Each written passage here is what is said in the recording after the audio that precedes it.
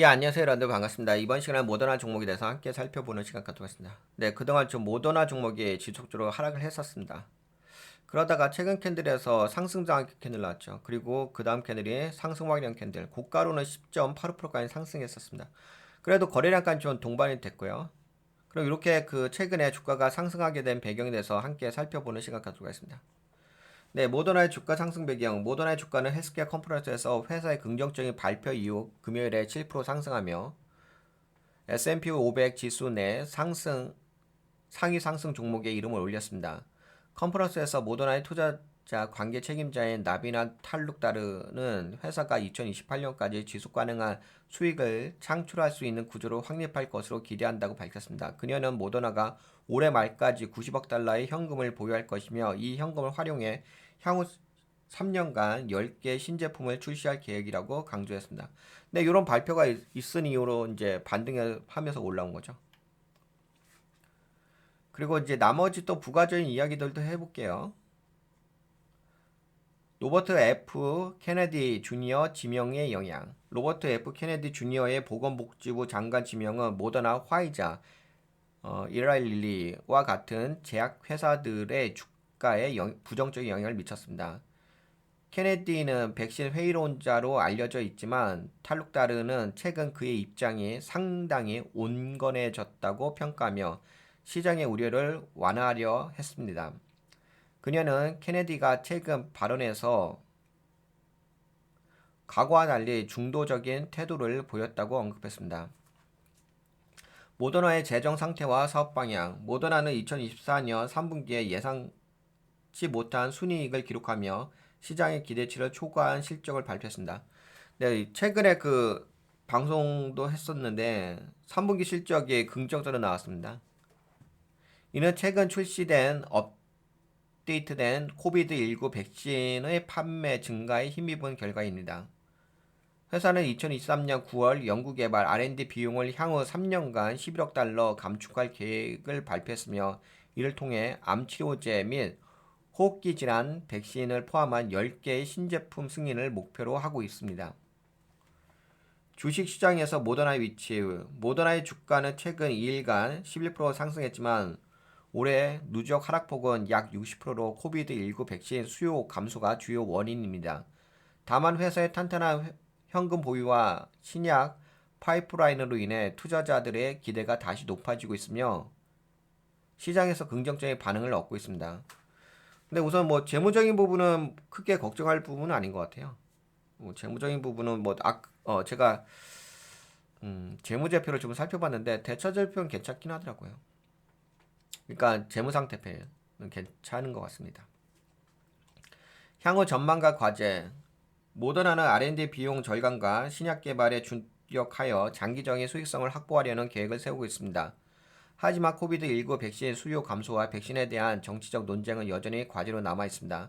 회사가 제안한 신제품이 FDA 승인을 받고 시장에서 성공적으로 자리 잡는다면 모더나는 현재 주가 하락세를 극복하고 다시 성장 궤도에 오를 가능성이 큽니다. 결론. 모더나는 재정적으로 안정적인 기반을 마련하며 다가올 신제품 출시에 대한 확고한 비전을 제시하고 있습니다. 그러나 정치적 환경과 코비드19 백신 의존도 감소를 하는 도전 과제를 해결하기 위해서는 더욱 체계적인 전략이 필요합니다. 투자자들은 이러한 요소들을 종합적으로 고려하며 회사의 장기적인 성장 가능성을 평가할 필요가 있습니다. 네, 우선은 뭐 다음 시간에는 재무에 대해서 좀 자세하게 이야기 좀 해보려고 하는데요. 그래도 뭐 이번 시간에 모멘텀 방송이긴 한데 뭐 재무적인 걸 좀 말씀드리자면 뭐 제가 체크해 본 바로는 뭐 재무적인 부분은 크게 문제는 없어요. 다만 이제 최근에 좀 수익을 못 내고 있죠. 그렇죠. 근데 3분기 실적은 괜찮게 나왔어요. 3분기 실적에서도 매출이 좋게 나왔구나. 아직까지는 네. 순이익이 흑자 전환했네. 그래서 최근 3분기에서는 근데 좀 긍정적으로 실적이 나온 거 있습니다. 그리고 네, 요 이야기도 함께 살펴볼까요? 모더나의 주식에 대한 제프리즈의 평가와 로버트 F. 케네디 주니어 지명으로 인한 투자자 불안, 그리고 모더나의 백신 개발 및 향후 주요 일정을 좀 살펴보도록 할게요. 제프리즈는 투자은행 회사입니다. 거기서 이제 평가를 하는 거예요. 네, 제프리즈의 모더나에 대한 평가와 목표 주가는 $50로 좀 제시를 했습니다. 잠깐만. 지금은 $41죠. 최근에 $35까지 빠졌다가 그러다 지금 반등하는 가격대이긴 하네요. 반등에 대한 기대감이 좀 있는 거죠. 그래서 많이 빠졌다가 현재로서는 네, 반등 정도 뭐 $35에서 보게 되면은 약 30% 내지 40% 정도 반등할 수 있다는 거죠. 최근 저가에서. 그래서 현재로서는 투자은행인 제프리즈에서는 모더나의 그 목표 주가에 대해서는 네, $50로 좀 보고 있고요. 그래서 제프리즈는 모더나 주식에 대해 홀드 유지 의견을 홀드를 유지했으며 의견을 목표 주가를 $50로 설정했습니다. 이 평가는 RFK 지명이 투자자들에게 불안을 야기했지만 모더나의 경영진은 백신에 대한 RFK의 최근 입장이 과거보다 그 RFK라고 한다면 예, 로버트 F 케네디 주니어 예, 줄여서 이야기를 하는 겁니다. RFK. 네, RFK의 최근 입장이 과거보다 온건해졌다고 보며 이는 백신 산업의 급격한 변화로 이어지지 않을 가능성이 있다고 언급했습니다. 제프리즈는 투자자들이 RFK 관련 부정적 여론이 단기적으로 최고조에 이르렀으며 시장이 반등할 가능성을 내포하고 있다고 판단합니다. 그러나 구조적 도전 과제와 수익성 우려는 여전히 남아 있다고 지적했습니다. 네, 재무제표는 아까 전에도 말씀드린 것처럼 다음 시간에 좀 더 자세하게 좀 살펴볼게요. 그리고 모더나의 주요 개발 계획과 이정표. 모더나는 여러 백신 개발 프로젝트를 진행 중이며 향후 몇 년간 중요한 데이터를 공개할 예정입니다. CMV, 거대 세포 바이러스 백신 데이터. 모더나는 이 백신의 데이터가 중요한 분기점이 될 것으로 보고 있습니다. 독감 및 코비드 백신 승인 신청. 이 백신은 매출 확대와 시장 지위를 강화하는 데 핵심 역할을 할 것으로 보입니다. 2025년 하반기 중간 데이터 발표, 백신과 관련된 중간 데이터를 통해 회사의 향후 수익성을 확인할 기회를 제공합니다. 제프리즈는 이러한 이정표들이 모더나의 향후 주가 흐름을 결정할 주요 요인이 될 것이라고 평가했습니다.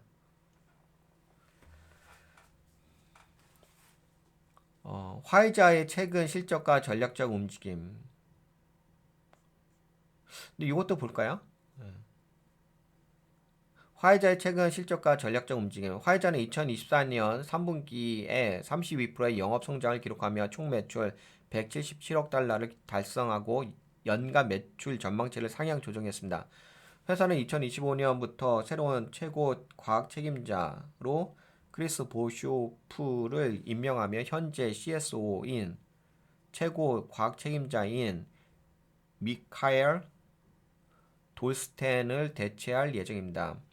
또한 화이자는 병원용 의약품 부문 매각을 검토하고 있으며 매각이란 이야기가 있네. 병원용 의약품 부문을 매각을 검토하고 있으며 이를 위해 골드만삭스와 협력하고 있습니다. 이 움직임은 비핵심 자산을 정리하여 회사의 전략적 초점을 맞추기 위한 조치로 보입니다. 제약산업의 투자 기회와 위험. 모더나의 백신 매출은 코비드19 팬데믹 이후 감소하고 있으며 RFK 지명은 투자자들에게 불확실성을 제공하고 있습니다. 그러나 제프리즈는 모더나가 장기적으로 투명성을 강화하고 데이터 기반의 긍정적인 효과를 거둘 가능성이 있다고 평가합니다. 화이자의 경우 강력한 배당 수익률과 52주 최저가 근처에서 거래되고 있는 주식 가치는 가치 투자자에게 매력적인 기회로 보입니다. 또한 지속적인 배당금과 54년간의 배당 지급 이력은 회사의 재정적 안정성을 보여줍니다. 결론. 모더나는 RFK 지명과 같은 정치적 요인이 단기적으로 불확실성을 야기하고 있지만 백신 개발과 데이터 발표를 통해 성장 가능성을 보여줄 수 있는 단계에 있습니다. 제프리스의 홀드 의견은 이러한 불확실성이 해소될 때까지 관망 자세를 유지하라는 신호로 해석됩니다. 화이자는 강력한 재정 기반과 배당 정책으로 안정적인 투자처를 제공하며 비핵심 자산 매각을 등을 통해 사업 구조를 더욱 최적화하려는 전략을 추진하고 있습니다. 제약산업은 장기적 성장 가능성이 크지만 정치적 환경과 연구개발의 성공 여부가 중요한 변수로 작용하고 있습니다. 네, 이렇게 좀 살펴봤는데요. 모멘텀 관점에서. 뭐 상단에서는 여기서는 이제 그 얘기를 한 거죠. 최근에 이제 반등해진 이유. 그리고 또 이야기했던 것이 제프리스의 그 모더나의 목표 주가. 근데 그 50달러를 좀 제시했는데 그 50달러는 이제 반등 자리죠.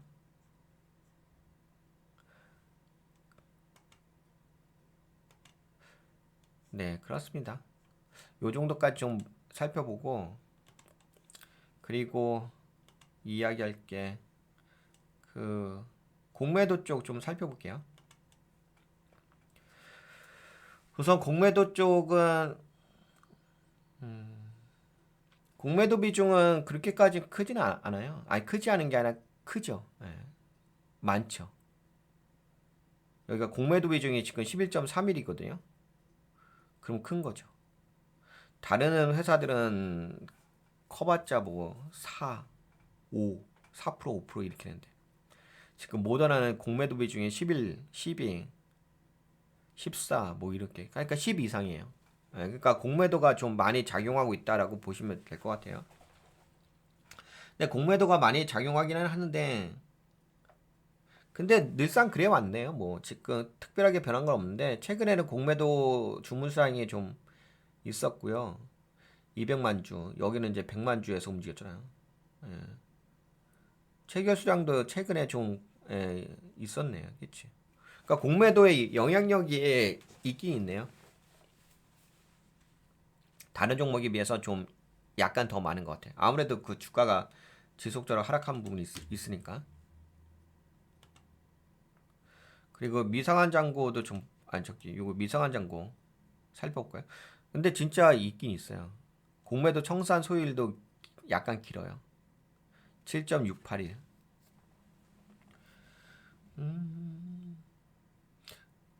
근데 뭐 공매도 청산 소율이 길다고 해서 뭐 무조건 안 좋은 건 아니고요. 그냥 이제 이와 같은 차트가 만들어질 수밖에 없는 이제 상황을 이야기를 하는 거죠. 그걸 보는 거죠. 그러니까 여하튼 간에 뭐 공매도에서 이렇게 좀 빠졌다.